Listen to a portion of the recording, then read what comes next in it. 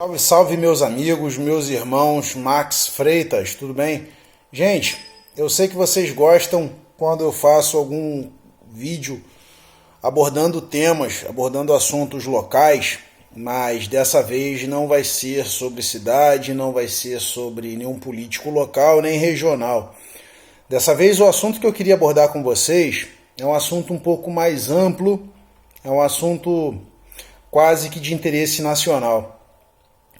E eu estou sendo levado a fazer esse vídeo pelo seguinte: eu tenho acompanhado nas redes sociais um aumento das postagens contra o governo e a favor do PT, a favor do Lula. Gente, antes de mais nada eu queria deixar claro uma coisa: nosso país é livre, as pessoas são livres para escolherem o lado que quiserem.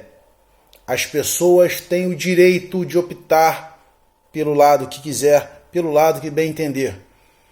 Acho, inclusive, que uma oposição a qualquer governo é saudável, é sadia. Quando o homem chega ao poder, ele tende a abusar desse poder. Então ele precisa ter uma oposição, até para que não caia numa zona de conforto, para que ele sempre tente se aprimorar.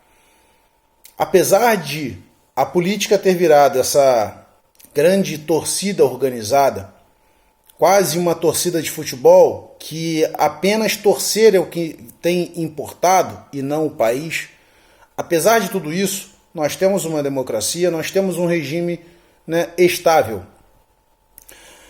E a pessoa tem o direito de falar o que quiser, desde que esteja na lei. Mas ela tem o dever de respeitar a verdade, respeitar a história. E tá aí o grande problema. Só para vocês terem uma ideia, o pessoal da esquerda radical me chama de direita radical. E o pessoal da direita radical acha que eu sou de esquerda. Eu lamento informar a vocês, mas eu tento ficar acima de qualquer autorrótulo. Eu tento ficar acima disso, para que eu possa enxergar os defeitos de um lado e de outro e ter a minha própria interpretação sobre as coisas. E é por isso que eu levo pedrada dos dois lados. Não tem problema, é do jogo. É do jogo. Críticas são muito bem-vindas. É através das críticas que eu enxergo onde eu posso estar errando. Então podem me criticar à vontade.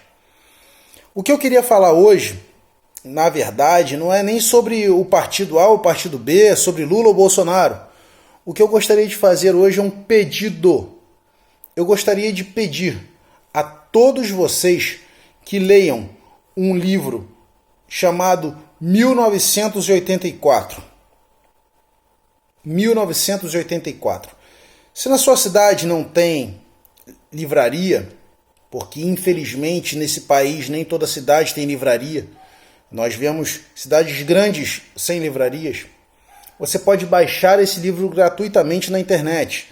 Ele já está em domínio público. Você baixa ele de graça, sem descumprir nenhuma lei. Se você não gosta de ler, se você não tem tempo para ler, esse livro já virou filme. Está de graça no YouTube. Então a informação está escancarada, está disponível. Não se informa quem não quiser. E por que eu estou falando desse livro? Gente, rapidamente sobre como foi o livro, como o livro foi escrito. O livro foi escrito em 1948, e por isso esse trocadilho, 48 para 84, por um inglês chamado George Orwell. Ele era um socialista e ele escreveu esse livro como uma crítica aos regimes socialistas, aos regimes totalitários de 1948. E, para o espanto geral, muitas das coisas que ele escreveu em 1948 têm acontecido hoje, têm acontecido no Brasil de hoje, 2021. E é por isso que eu acho tão importante a leitura desse livro, ou que assistam esse filme. Ele tem vários detalhes, mas eu peguei três, eu pincelei três para bater um papo rápido com vocês. O personagem desse filme, desse livro, ele trabalha para o governo. Ele trabalha num órgão público, que é, se não me falha a memória, o Ministério da Verdade. O governo, nesse livro, eles têm os nomes dos ministérios, geralmente são opostos à sua real função. Por exemplo, o Ministério da Verdade, ele funciona para apagar a verdade e reescrever a história de acordo com os interesses do partido. Então esse personagem, ele trabalha reescrevendo a história. Ele pega os jornais antigos, apaga e reescreve de acordo com os interesses do partido. Só aí já começa a ser bastante Brasil ano 2021. Porque a gente tem a noção, a gente tem a impressão de que a censura, o controle da imprensa, só pode ser feito através das armas. Não. A gente tem visto, a gente tem aprendido que o controle da imprensa acontece no dinheiro. É o governo financiando a imprensa. Se um governo dá muito dinheiro para a imprensa, para os meios de comunicação, o governo é muito bem falado. Se o governo não dá dinheiro, dá pouco dinheiro para os jornais, os jornalistas viram opositores. Para começar, a história está aí. É por isso que hoje em dia não há a menor hipótese de haver controle de imprensa, controle da imprensa, controle do jornalismo. Basta que o governo abra o cofre ou feche. O controle da imprensa é feito dessa maneira. É por isso que a imprensa odeia o atual governo. E eu não estou aqui para debater se o governo está bom ou se está ruim. Estou falando um fato. Quanto mais dinheiro, mais a imprensa vai adorar o governo. E tem nesse livro 3 detalhes, né, que são muito importantes. Primeiro, que nesse livro ele, em cada casa, em cada canto, tem um aparelho que parece a televisão, né? Tem o aspecto da televisão. Só que ao invés de só transparecer, né, só passar informação, ele também filma e escuta tudo o que acontece nos ambientes. Então, em cada casa tem uma televisão dessa, controlada pelo governo. O governo dá as ordens através dessa televisão e fiscaliza a população através desse aparelho.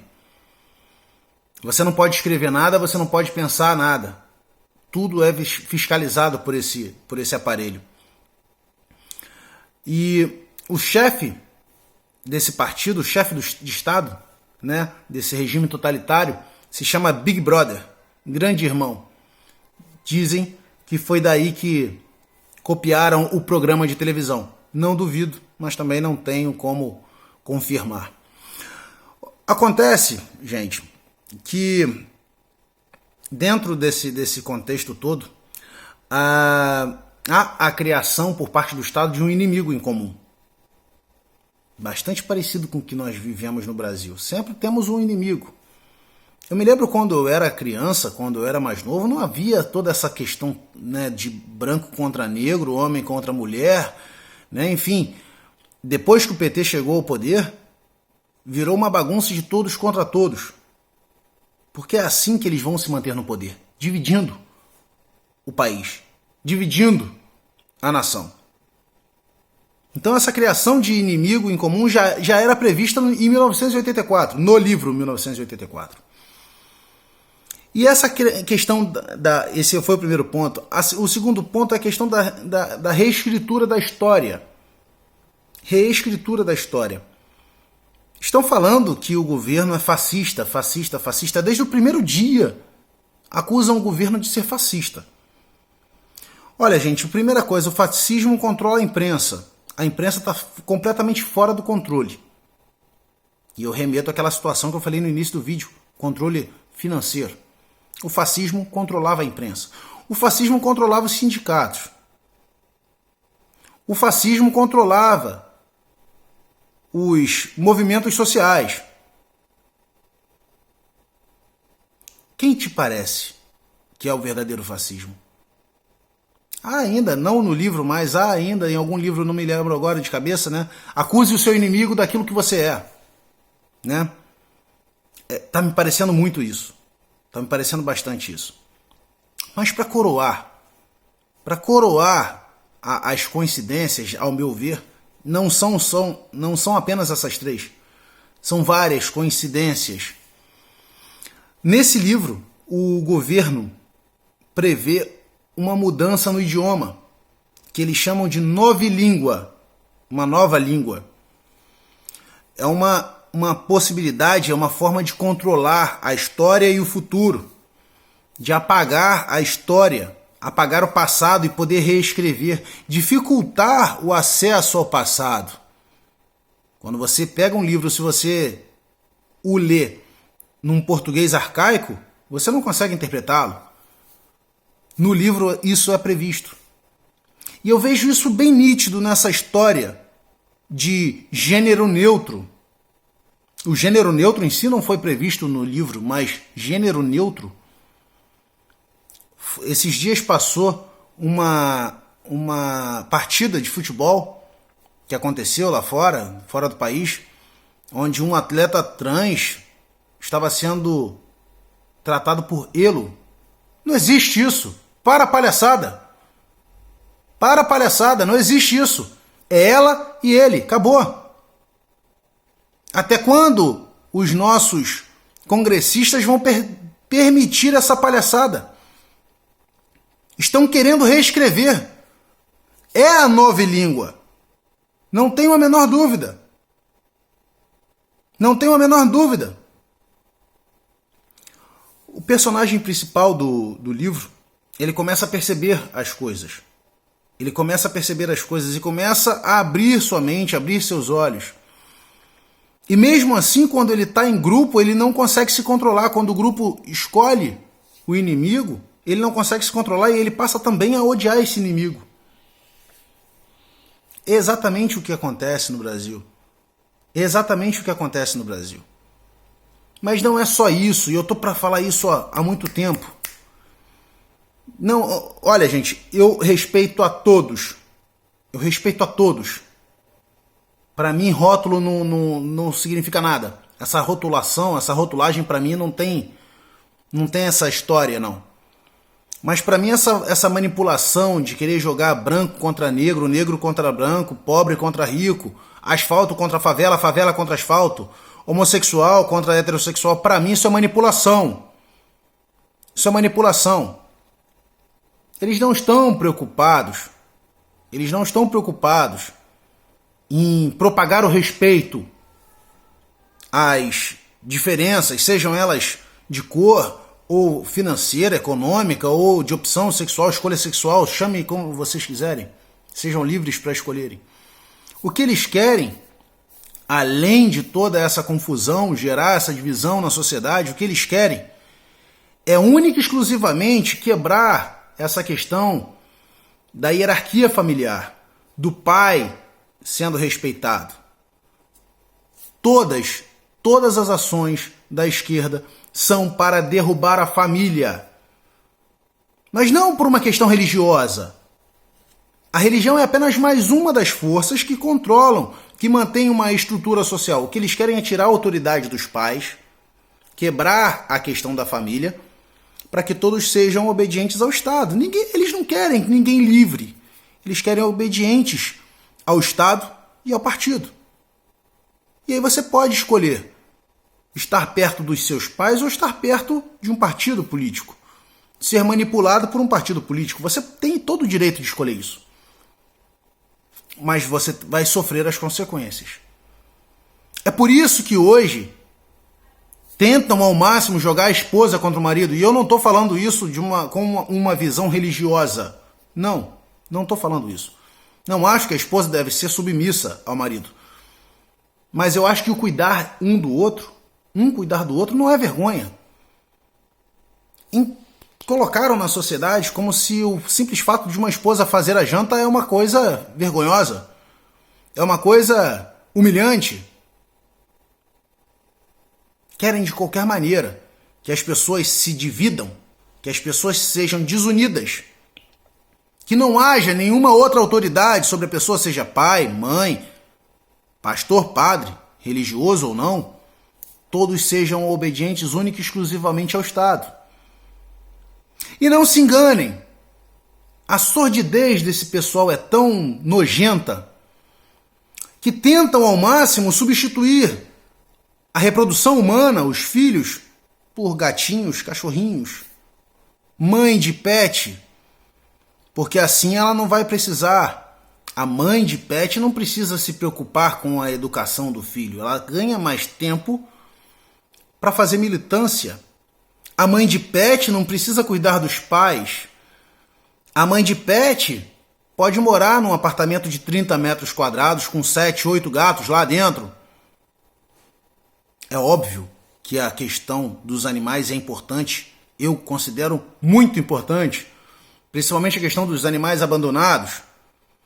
Mas eu não posso ver calado essa bandeira tão importante ser utilizada para derrubar o que a nossa sociedade tem como estrutura fundamental.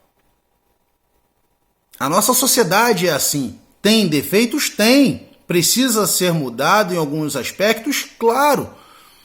Mas a gente não pode entregar nossa liberdade para um partido político ou um líder político, nem religioso.